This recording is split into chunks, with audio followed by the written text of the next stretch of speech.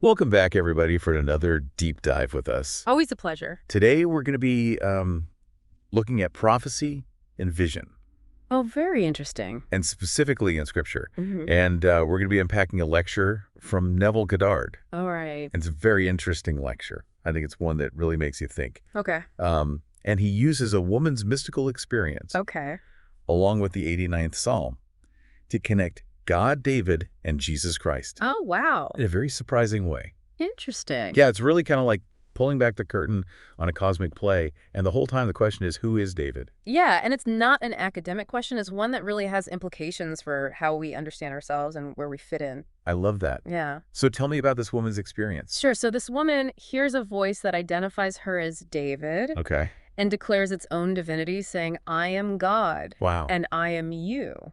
It's a lot to take in. And what's interesting about this is that this woman is described as very feminine. So there's that juxtaposition between the kind of traditional masculine figure of David Right. and this feminine presence. Yeah, so that's not your average vision. Right. And then the voice later reveals itself to be God the Father, That's right. God the Father. which begs the question, who is David? Right. If it's not, just a historical king, Yeah. who are we talking about here? That's where the 89th Psalm comes into play. Okay. And Goddard really dissects this psalm. Okay. He focuses on the structure of the psalm. Yeah. It goes from a preface to a praise to an oracle to a lament and ends with a blessing. Okay. And he points out all of these titles that are attributed to David, my chosen one, my servant, my anointed. Right. I've read that psalm before. Yeah. But I never really thought about those titles too deeply. Right. And he suggests that they're not just poetic flourishes. Right. He links these titles to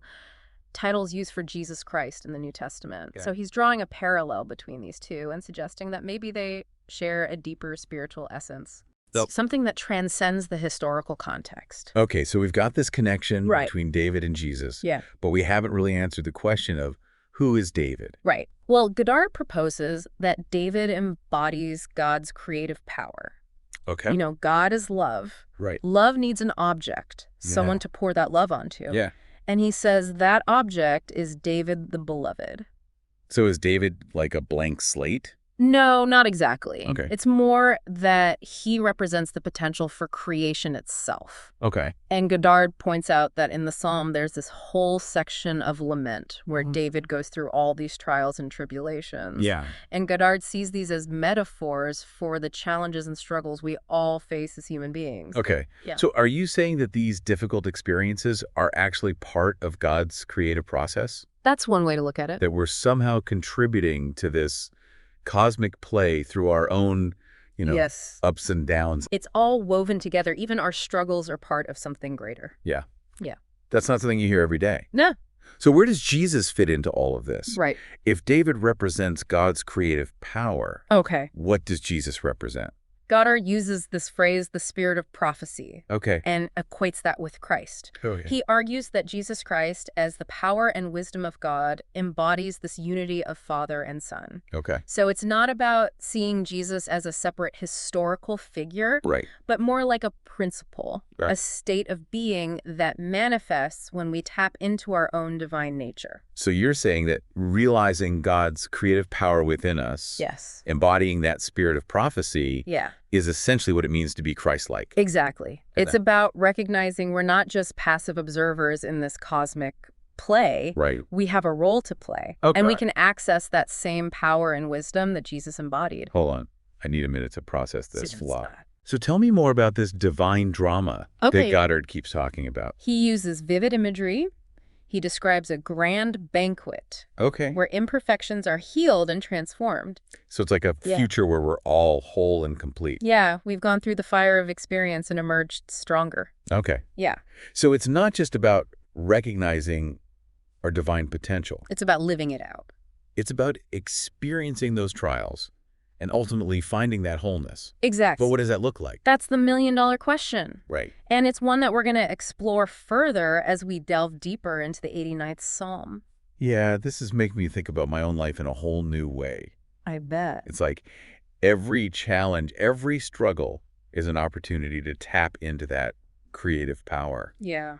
But I want to hear more about how the 89th Psalm provides a roadmap for this journey. Let's do that next. Okay. Remember, this psalm is structured in a very specific way, and each section offers valuable insights. Okay, I'm ready. Okay, so we're diving into the 89th Psalm now, and it sounds like this is where Goddard really starts to unpack this "who is David?" question. Huh. What's the first stop on this roadmap? The psalm opens with a preface where the writer is setting the stage, basically declaring God's faithfulness and praising his incredible power.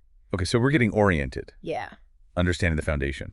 Exactly. And then the psalm moves into this section of praise that's directed at David specifically. Okay. And it's here we encounter all of those powerful titles that we were talking about earlier, my chosen one, my servant, my anointed, the firstborn. Yeah, I mean, I'm just imagining those words echoing through the centuries. Yeah, They carry so much weight and meaning. they do. It makes you wonder, what do they actually signify? Right. Well, Goddard suggests that they point to something much deeper than just a kingly role. Okay. Remember the woman who heard the voice calling her David? Right. Well, Goddard uses that experience to argue that those titles are not bound by time or even gender. They represent a timeless principle and archetype that can be embodied by anyone who taps into their divine nature.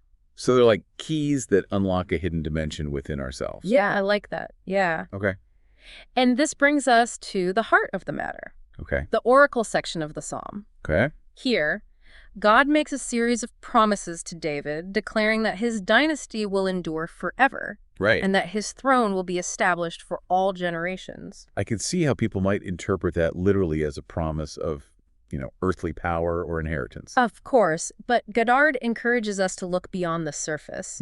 He argues that the real inheritance that's being offered here is not material wealth or political influence, Right. but something far more profound, Yeah. the inheritance of God's own creative power. So when the song talks about David's seed enduring forever, it's not talking about a bloodline, but about the continuation of this creative force Precisely. through time. Exactly. Goddard sees this creative power as an essential aspect of God's own being. And because we are made in God's image, we have the potential to tap into that same power Okay.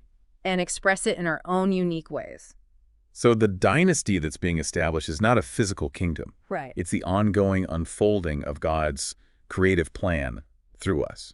Yeah, that's how Goddard interprets it. And he really emphasizes that there's nothing outside of God. Okay. So therefore, everything that is created, everything that exists, is ultimately an expression of God's own being. Wow, that's a radical thought, It is. but also incredibly liberating. It is. If we're all expressions of God's creative power, the possibilities are truly endless. Yeah. But wait, there's a section of lament in the psalm, right? Yes, there is. It seems like a strange turn after all of these promises of greatness. It does seem like a contradiction, but Goddard sees this lament section as an integral part of the story. Okay. Remember those trials and tribulations we talked about earlier? Right. This is where they come into play. Okay. The psalm describes David facing enemies and betrayal and immense suffering. So these challenges aren't just random events. They're actually part of the process. That's what Goddard suggests. Okay. He believes that these difficult experiences are not punishments, Well, but rather opportunities for growth and transformation. They refine us, okay.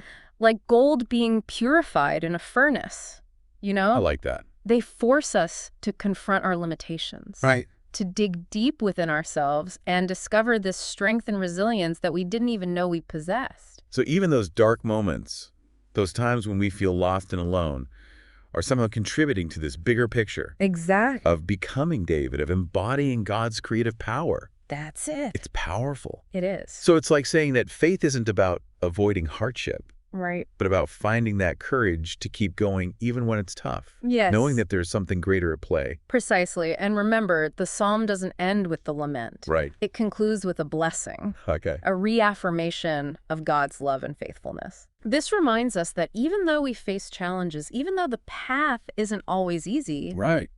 there's a light at the end of the tunnel. Okay, that's reassuring. It is. It's like no matter what we go through, we're never truly alone. Yeah. That ultimately we're being guided towards something beautiful. That's the essence of it. Yeah. That's the essence of the 89th Psalm, and it's a message that Goddard really wants us to carry with us Wow. as we navigate our own lives. I'm seeing this psalm in a whole new light now. I bet. It's not just a story about a king from the past, Right. but it's a blueprint for our own spiritual journey, you know? Yes. It's about embracing the challenges and holding on to that vision and ultimately stepping into our full potential as expressions of God's creative power. That's beautiful. I love that. So how do we actually live this out Right. in our everyday lives? That's the final and most important question. Goddard keeps mentioning a banquet. Yes. What did he mean by that? That's a great question, and that's what we're going to unpack next. Yep. This banquet is a powerful image that he uses to describe the ultimate redemption Oh, wow. and transformation Well, that that- awaits us. My mind is blown. This is great. Good. I'm glad. All right, so we've explored this 89th Psalm We have. and how it relates to this whole idea of becoming David. Right. But I'm still kind of stuck on this banquet thing. Yeah. What exactly did Goddard mean by that? Okay, so the banquet is this powerful metaphor that ties everything together. Okay. He describes it as this grand celebration, a place of complete wholeness and healing. Okay. Like the culmination of that spiritual journey we've been talking about. you Yeah. know, the point where we finally realize our full potential as expressions of God's creative power. So it's not a literal banquet with food and drinks. No, it's much more profound than that. Ah. It's a state of being, Okay. a realization of our unity with God and with all of creation, But how do we get there? right? How do we reach this banquet? Remember how the woman in Goddard's lecture heard that voice saying, I am God and I've- I am you? Yeah. Well, Goddard believes that recognizing our own divinity is key to accessing this state of wholeness. That makes sense. You know, if we're made in God's image and God is this infinite source of creativity and love, Right. then we too possess those qualities. Exactly. But there's another piece to the puzzle that Goddard emphasizes. Okay. And that's this concept of I am. Okay. He points out that in the book of Exodus, when Moses asks God for his name, Right. God replies, I am, WHO, I am. I remember that passage. Yeah. Always seemed a bit cryptic. It is cryptic, and Goddard connects this idea of I am to David. Yeah. Remember how the 89th Psalm refers to David as the son of Jesse? Yes. Well, the name Jesse actually means I am. Oh. So when the psalm says, I have found in David the son of Jesse a man after my own heart, Right. Goddard interprets that as God recognizing his own creative power embodied in David. So David, the son of I am, represents the manifestation of God's... Self-awareness. I like that. That's a great way to put it. Okay. And if we consider that I am is like the most fundamental statement of existence, Right. then David embodies that pure potentiality, you know, that raw creative force that exists within all of us. It's like looking in a mirror and seeing not just our physical reflection, but the Yeah. very essence of our being. Yes. That spark of divinity that connects us. It connects us to the source. Yeah. Yeah. Goddard challenges us to go beyond our limited ego identities and to recognize that I am consciousness within ourselves. Right. He believes that when we tap into that power, when we truly own our divinity, that's when the banquet becomes accessible. So it's not about trying to become something we're not, Right. but rather uncovering something that's already there, Exactly. waiting to be realized. And this realization isn't just about personal enlightenment. Okay. It has implications for how we live our lives, how we interact with the world, All right. how we express our creativity. So it's not about escaping from the world, but about engaging with it in a more conscious and deliberate way. Exactly. Goddard encourages us to see our lives as a canvas for divine self-expression, you know? Yeah. He reminds us that God is a creator and he's bringing forth creators in his image. Wow. That is empowering. It is. It's like saying that we're not just passive observers right. in this grand cosmic play, Yeah. but active participants. Yes, co-creators with God. I love that. It's beautiful, and it brings us back to that central question that Goddard posed. If God is love and David is his beloved, Right. who or what is the object of your love? Oh. And how does that reflect your own creative power? That's a great question. It is. And it's not about romantic love, is it? No, it's much broader than that. Okay. It's about identifying what truly inspires you, what lights you up, Right. what fills you with a sense of purpose and passion. You know, it could be your work, your relationships, your hobbies, your connection to nature, anything that calls forth your creative energy and makes you feel truly alive. It's about recognizing those things that make us feel most connected to that Yes. divine spark within ourselves. Exactly. And Goddard believes that when we align ourselves with that love, when we pour our energy and attention into those things that bring us joy and fulfillment, Right. we are not only expressing our own unique gifts, Right. but also contributing to the ongoing creation of a more beautiful and harmonious world. This has been an incredible deep dive. It has been fun. It really has. Yeah, I feel like I'm seeing myself and the world around me in a whole new light. that's wonderful. I'm so glad. It's given me a lot to think about and reflect on. I hope so. You know, Goddard's teachings can be challenging, They can be. but they're ultimately incredibly empowering. Very much so. You know, he invites us to step into our full potential as divine beings, Yeah. to recognize our inherent worthiness, Yes. and to embrace the creative power that resides within each of us. Beautifully said. As we wrap up this episode, I want to leave our listener with one final thought. Okay. Remember that there's no separation between you and the divine. Yes. You are an integral part of this grand cosmic dance, and your love, your creativity, your very existence matters. It does. Keep diving deep, keep exploring, and keep creating a life that reflects the boundless beauty and potential that reside within you. Wonderful.